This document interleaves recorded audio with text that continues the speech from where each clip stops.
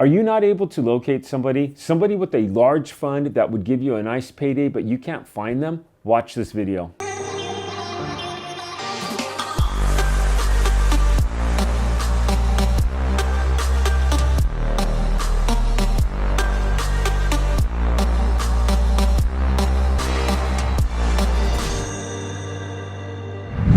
So when I first started working in surplus funds and state overages, I did not know what I'm going to go over today, and I wish someone had told this to me. And what I'm going to go over with you is like, it's gold. So last week I showed you a person that I located that was out of the country. And just to recap, and watch that video if you didn't see it.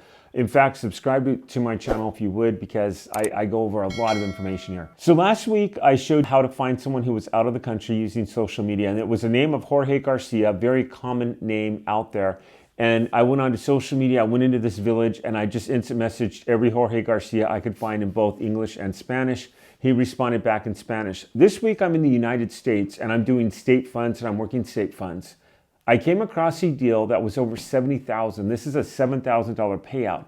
And I do all the reverse search directories for this guy, and he's a ghost. I can't find him. I can't locate him anywhere.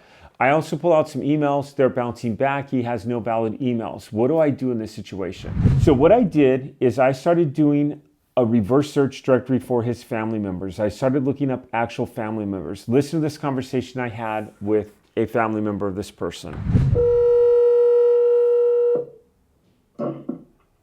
Hello. My name is David Church. I'm trying to reach Raul. Who's this? I'm sorry, David Church? Correct. On behalf of who? Is this Raul? Who's this on behalf of?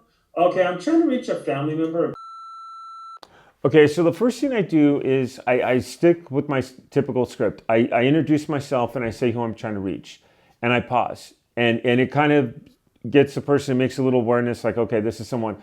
I'm not calling, and again, in surplus funds, you've got to be able to, whatever you're working, if it's state funds, if it's tax overages, you've got to stick to your script. This is David Church. I'm trying to reach Raul.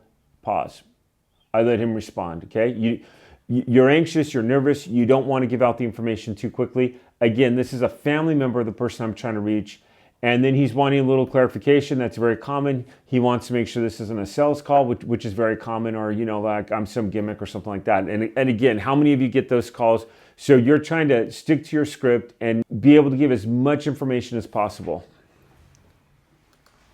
And we have a return check from him from his Los Angeles address. He was at, I'm just trying to get a message out to a family member if they could have him get in contact with me. Sure. Give me 1 second while I grab. Okay, a couple good things here. What gets my foot in the door? It's data. I have the address of where he lived. I have the family member of where he lives. I go ahead and I give him the data. I say we have a return check, which is exactly what happened. There was a return fund that went back to him, and it's now at the state. So I'm giving him all the data that I can give him to get, who is this? What's this regarding? And now he's saying, sure, let me write this down. Excellent. I've got my foot in the door. Grab something to write down. All right, perfect, yes. And Raul, I need to tell you, I'm calling you on a recorded line for training purposes. Sorry, I should have mentioned that to you. Sure. No, that's fine. That's okay. I understand. Okay, let me have some contact information. Okay, so my phone number is... Your name again? David Church, and I'm with the company I'm with. It's called JD Vista. JD, J as in... John and D as in David, and then Vista, yes. VISTA. Okay. And this is regarding a check, and this was on his... Okay. Yeah, this has come back. It's been dormant. I was assigned this file. We're just trying to get him these funds. So it's on a sales call, anything like that. So yeah, and then my email is david@jdvista.com. Okay, I'll try to get it over to him. Raul, I really appreciate it. Thank you. Have a good day. Thank you. Bye-bye. Bye. Okay, a couple things. This is what would go into my CRM. So what I do is I would take this call and I would put it in the CRM. The one thing I forgot to ask him, and I typically ask this, is I'll say, hey, Raul, is it okay if I follow up with you? If I don't hear anything within the next week, can I follow up with you next Monday? If I don't hear anything, 99% of the time, they always come back and they say, yeah, you can go and follow up with me. So again, it's farming, it's reaching family. This would now go into my CRM. It would now go in under a follow-up. And when James calls me, which I'm hoping he does, I want to be able to have the information on who I spoke with, so I'd be able to pull it up. Oh yeah, on Monday, I called you, you've got this state fund, it was from Hartford Life, it was for this much money, this would be a $7,000 payout. Now, in this business, a lot of people think, okay, you're gonna make a call. Hi, James, my name is David Church, I'm calling you about the check. James says, oh great, I didn't know I had this check.